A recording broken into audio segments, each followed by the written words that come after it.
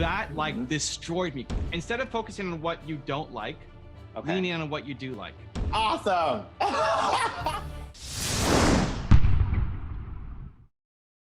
There we go. All right. There we go. Awesome. It's happening, dude. It's happening. It is happening. Okay, hold up. First, sorry, you got to tell Nina I said hello. I have been missing her on Instagram, but tell her I said hi. And Jimmy says hi. She was very excited when she saw you on the list. We were both excited. It's like, oh, it's been a while. Anyway. You know, but that's where it's going around back to in regards to this tour. Okay. So I know you were doing the book tour or you were going to do the book tour here in the US, and I was so excited to get you guys here in Memphis. I know. I'm just not allowed in Memphis. It's not happening. But that is actually part of my question that I wanted to ask you. So we kind of saw you shortly afterwards, and after you were denied. Your process of thinking of, I cannot let this distraught me, or destroy me. Like that would have been, because your plans were basically 100% ruined for what you were attempting to do. How do you process something like that and then still be bold enough to I know we kind of talked about it a little bit with your injury that happened while you were on tour, but how do you process something like this? I mean, your whole damn plans are changed, and you have all these people that are counting on you, and you never want to let people down. And so how are you dealing with that? Sure. Well, I guess a little bit of context then for people who might be watching, listening. I was supposed to do a 90-day, 21 city tour. See my guy Jimmy in Memphis, and I've never been. First time in Memphis. Anyway, I got stopped at the border. We were going to do live stream the whole thing, like 8 to 12 hours a day. It was me, my wife, and two people on my crew, and we're going to go for 90 days. And day one, border security just wouldn't let me in. They just said, nope, you're not allowed to go in. I did it last year. I've been traveling to the U.S. for 20 years and never had an issue. And now, so here's how I process it. One is, I just got a guy on a bad day. Like, I think border security has to be a insanely hard job. All you're doing is looking for people who are troublemakers and breaking the law, and you're looking for the negatives in people, right? Like, I've never seen a happy border security guard. Right, we need some Jimmy at the border to bring.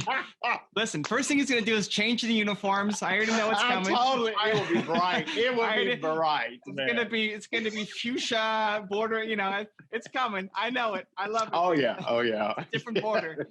But so that's my first thought: is this guy's just having a bad day. I mean, I still have to deal with it. You know, there's no appeal process. He decides, and that's it. You know, we spend a lot of money, hotels and booking out venues and all this stuff. That's just, some of it we got back, some of it. So I mean, did you just push through it? Yeah. So first thought was that, like, it's easy to say, like, people say, well, how did you not hate this guy? Like, how do I not hate this guy? Hates his life. Like, I feel bad for this guy. Like, anybody who's throwing shade at you and being negative or treating you unfairly, they hate their own life, right? So, and you think about criticism on social media. If you post a video and somebody comments that they don't like your shirt, or they think you're too XYZ, anybody that's the heart of the day, they hate their life. So that becomes a quick default mode, right? Like, if Jimmy came on here and starts yelling at me and says that I suck and all this stuff, like, Jimmy must be having a bad day or something. Like, that's not Jimmy. And so I know he hates his life, right? And so I feel bad for him that this now is his daily existence every day.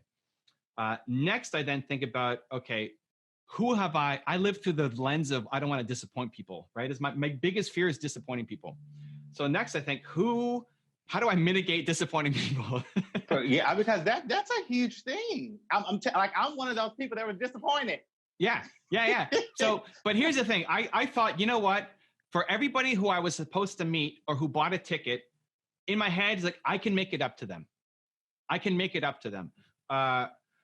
Interviews that I had booked that was supposed to be in town, we apologized. I'm doing a whole bunch of remote interviews now. For everybody who bought a ticket to the tour, we of course gave a refund, full refund. But then also I offered to do a coaching session with them for 25 minutes. Yeah. So I'm like in wall-to-wall coaching session with the people, but I love it. I mean, it's not the most effective use of my time, but I love meeting people from Believe Nation from across the country, right? Like across America, people were buying tickets for this. And so even this conversation right now is a result of Jimmy buying a ticket, getting refunded because I canceled. And now we're doing this coaching session. And so in my head, it's like, I can make it up to everybody. Like even if this wasn't enough, even if Jimmy is still pissed off and like he moved his wedding to come to this event and like, this is not enough, you know, in my head, it's like, I can still make it up to him. I just believe everybody in my audience, they're good people. Ultimately, they're rational people. And if they understand the situation, I can still do more to make it up to you. So that became then easy. It's a ton of work. It's a crap ton of work that everybody, you know, my agent and the people around are like, what are you doing? That's just such a way. You need to be promoting your book right now, not doing these free calls with some startup entrepreneur out of Florida. But just for my own like soul. Yeah. The hardest thing was actually the two guys on my team who we brought with on the tour. So it was me, Nina, Jeremy, and Ray Ray. And Nina, I knew would be okay. I mean, we've been through enough hardships, breaking my neck, all that. Like we've gone through enough struggles, you know, together that I knew we'd be fine. We'd figure it out. But the other two guys I was concerned about, mostly because they put their life on hold for 2 months just for this. Right. Yeah. Ray was a teacher. He's studying to be a teacher. And so he put a hold on his college, which like they very rarely let you do, to come and do this. And he's excited to go to all the like sign language cafes and stuff in different cities and meet all these people that we lined up. And like, now none of that's happening. I'm like, surprise, tonight you go back home to where you were. And so that like destroyed me because I felt like I don't know how to make it up to these guys. Jimmy, I can make it up to. Everybody else who bought a ticket, I can make it up to. Nina will be okay. I'll be fine. But these two guys, that was the only thing that was on my mind. So it's like a quick rapid fire checklist. Security guard hates his life. Okay. Everybody who bought a ticket. Okay. I got a plan. Yeah. These two guys, I don't know what we're going to do. So we start driving back and like, I need to take you guys out to dinner. I mean, we hadn't eaten. We sat at the border for 4 hours or something, just waiting. So it's now past dinner time. I said, let's go at least get a meal together. And I just felt like anything that I could have bought them some package or something. I just felt like it's so trivial to say, hey, sorry you couldn't come for 90 days, but here's some movie passes or something. Just felt like it wasn't enough. So I said, let's grab a nice dinner along the way home. And we're driving from Buffalo to my hometown of Toronto. And it's just highways. So the only thing on the highway is like McDonald's and all these like, oh my God, we can't go to McDonald's. Like you gotta have something. And then we find a keg. And a keg, I don't think it's in the States. A keg I hadn't heard that one. It's a steakhouse. Not super fancy, but not low end. I mean, it's a steakhouse. So you're looking at like $45, $50. Okay. So it's like decent. Yeah. Better than McDonald's, but not like $500 a plate or something. So I said, we're gonna go to the keg. And as we walk in, I said, guys, like, get anything you want. Like, even if you just want to nibble on it, and then we give it to a homeless person, something like, just get whatever you want. And I let them know that I felt so guilty that this happened and that I let them down and that this was so disappointing, not for me, but for them. And so make me feel a little bit better by ordering whatever you want. And they both said, listen, this wasn't like, we were happy to be invited. We're actually surprised at how you handled it at the border, and no hard feelings at all. Like, thank you for the love and inviting us along. And so once we got through that night, it's like, okay, I still feel bad, but I feel better because, so of all the things, I think it's maybe reverse for what most people might do. Like, I cared more about the two people that I brought along with me and the impact on their life than all the other people, the border security guard and wishing him ill harm, or all the people who came out on the tour, because I just felt like I was going to disappoint them. You know, I will say a very good leader has the ability to make a major impact. And obviously in that particular moment, I mean, not that you need my kudos or anything, but obviously in that moment, I mean, you really stepped above, dramatically surpassed most leaders in that situation. At least I believe so. And speaking of that, and thinking about your audience, you did a live call on Instagram, and one of the statements I remember bringing up to you was about how I felt that I had outgrown my one word. Mm-hmm. And your response to me was just like, "Hey, that almost never happens, you know. And if you did, you probably just chose that one word out of a knee-jerk reaction." Mm-hmm. So, kind of fast forward just a little bit on that. I had to kind of rediscover what the hell was literally what was processing in my mind. Yep. And so it wasn't that I had outgrown my one word. Mm-hmm. Because for me, my one word is freedom. I believe we all have the right to be free in every area of our lives. And I had not outgrown, but I had mastered a very small segment of what I thought freedom was. Mm-hmm. And so since I'd mastered that, all of a sudden, all of these other things around me just seemed like I was just rolling along doing absolutely nothing and not making an impact, not doing a damn thing.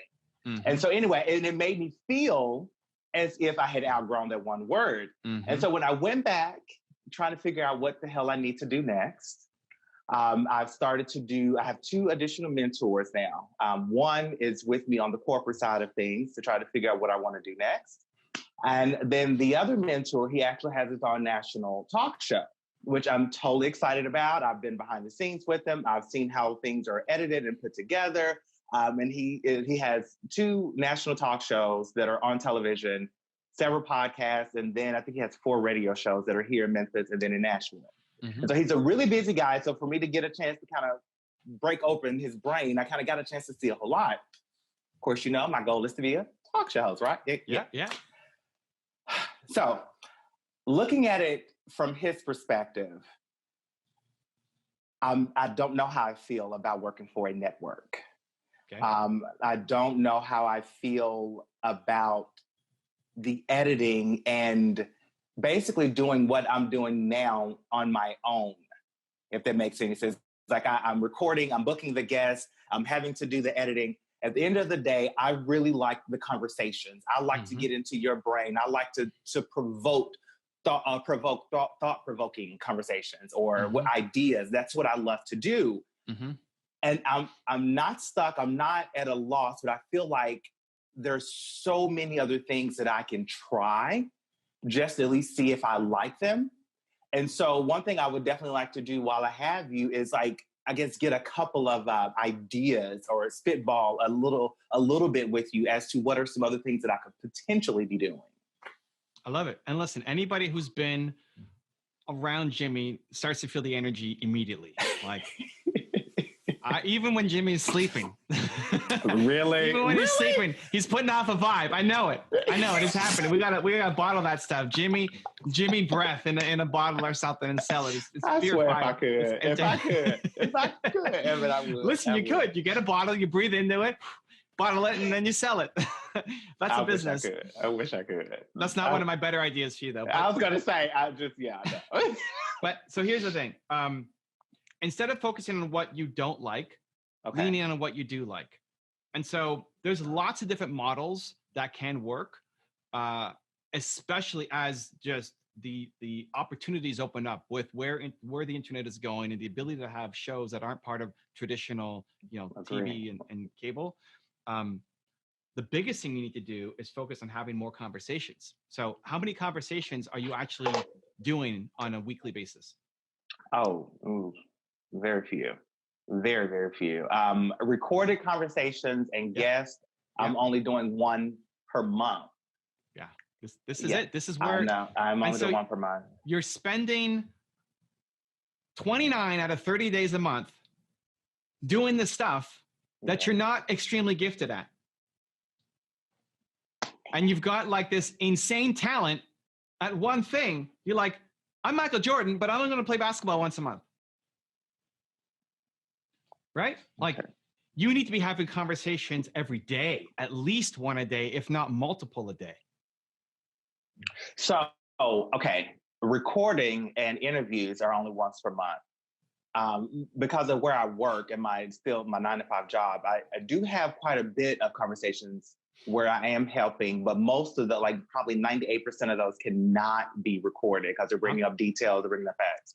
I'm talking about recording and your thing, not you being a sidekick to learn from other people's things. Okay. It's great. Like maybe being on a talk show, you learn how people are asking questions and you're learning. Awesome. As soon as you stop learning, then you should move on and get something else. But you need to be doing your thing every day. A conversation, you just have to show up for. Like a conversation is as long as it takes to have the conversation. You can have a 10-minute conversation, record it, and turn it into a video. And I would do both people who you want to learn from, who inspire you for whatever reason, and then also people who you can help. Live coaching. Helping people actually step up and lead, like what's on your shirt. Yeah, listen, people have a hard time stepping up and leading. People have a hard time finding what freedom, who doesn't want freedom, but who actually has it. Go help the border security guard that I was talking to. he needs your freedom, right? Really. Yeah, so that's got to be a daily thing, and download everything. Even if it's just the easy starting point is Instagram Live. So what do you mean download everything? So if you do a video on Instagram Live, you have an interview with somebody, you then download it because it goes away. Okay. Right? And then zero editing. I don't care that it's a vertical video. Cut that down. Yeah. Post it. Because you're not going to win off of editing. You're going to win off of amazing conversations. So at least one a day where you're either booking people or you're talking to your audience. Just before this, I was on my Instagram Live. I had a woman come in who's had an idea for 10 years and hasn't started and just needed an extra little kick in the face to go off and do it. And like she was ready, right? So I gave it to her and she's off and running. But now we're going to download that video and upload it to the channel so that other people can learn from it as well. That's what I want to see you do more. And it doesn't mean you don't do the fancy stuff as well in the studio and the lit and the, like, you look great right now. It looks awesome. Great. But don't let that be like, I'm only going to do it when I have the perfect lighting and the perfect cameras and the perfect setup, because that means you only do it once a month. You know what? You're right, actually. Now, you're right. So let me tell you that. Here's what's happening. You're thinking quality content in your head. I want quality. But you have to understand, for what you're doing, the quality is in the conversation, not in what camera you're using. I got you. You could be in like pitch black driving, right? In the car. And you can have a fire conversation with somebody that could change people's lives, even though the video quality sucks. So for me, it hasn't been necessarily the video or even the equipment. Now, don't get me wrong. I did eventually go out to get the ring lighting and all the other stuff, but I typically don't use it. I typically would use it for Instagram or something. My issue, back to your quality standpoint, is I was looking for quality guests. And I definitely started to record less for that very reason. And if I go back to it, as you said, to angle it as a daily practice and just finding people that I do want to learn from and people that I can assist in the process and bring them all on, and then it really wouldn't matter. So here's the thing. One, yes, for your guests, you want to try to bring on people who you think you can learn from. Mm-hmm. That being said, if you have Oprah level conversation abilities, Oprah can bring anybody on and make it a great show. This is true. And that's the skill that you have. You have a natural talent for it, but it's a skill that you need to develop to be world class at. So to bring anybody on and understand their story and what they want, who has not been through some kind of hardship, who is actually stepping up and being the leader that they should be? Like nobody. Even the people who you admire and want to learn from, they're still struggling with their own stuff too. I'm still struggling with my own stuff all the time. So if you can't find an angle where you're going to learn from them, then you're going to help them. And everybody's got a story. And so for me, I just default to whatever interview I'm on. And this is where you need to summon the confidence, because it sounds egotistical, but it's not. Like whatever interview I'm on, my mindset is, even if the host sucks, I'm going to crush this interview. Like, this is going to be the best interview this person's ever had on their channel, on their podcast, on their YouTube, just because I'm here. I would say that's egotistical, but I wear it so well. but it's egotistical when you say it out loud, so well. But it's like stemmed in confidence. That's the only thing you're missing. Because you're thinking, I need them to be great for me to be great. Nuh-uh. You're great regardless, and you'll pull greatness out of anybody. Because I'm Jimmy, right? Like the shift, right? Okay. And so you need to put in the reps to actually develop the skill. Because you're coasting off your natural talent as opposed to actually honing in to be world class with the skill. That's probably one of the best things I've ever heard. Because I like legitimately, and I think not that I think you're right, but I know that you're right on that, and I can feel that. Like I am literally just coasting along with it. This is where it gets really hard. I just posted something on my Instagram stories today talking about the 5 stages of growth. The first stage is complaining. The second stage is dreaming. The third stage is the wannabe. The fourth stage is the achiever. And then the last stage is the high achiever. Most people get stuck in the wannabe stage because they give themselves a break, because if something happens in the morning, they take the whole day off. And because a huge reason, your friends and family, the people around you, tell you what a great job you're doing. Mm-hmm. Mm-hmm. So you think you're doing amazing. But they're stuck in the first 2 stages. They're stuck being complainers and dreamers. So of course you look great. And so from their perspective, but you're still just a wannabe. Like, you are not an achiever yet, right? And that's not just talking to Jimmy. That's talking to most people who are starting their business. You start and you stop, and you start and you stop, and you start and you stop.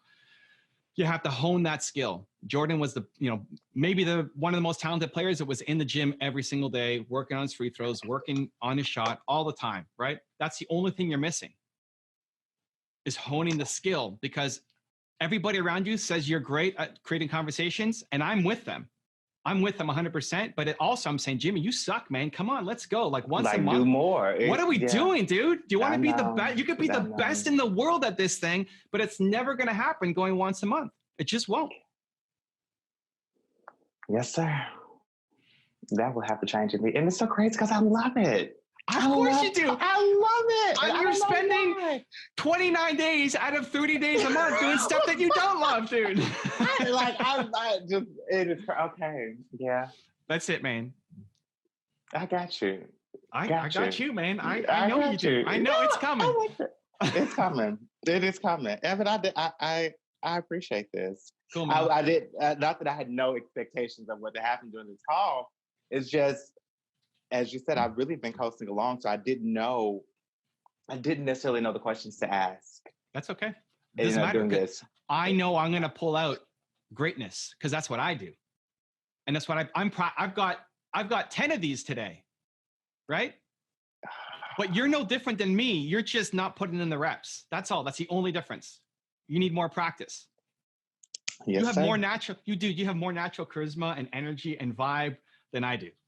Like, it's hard to match Jimmy in the charisma, energy, positivity, right, field. Yeah. So it does become easy to coast off it.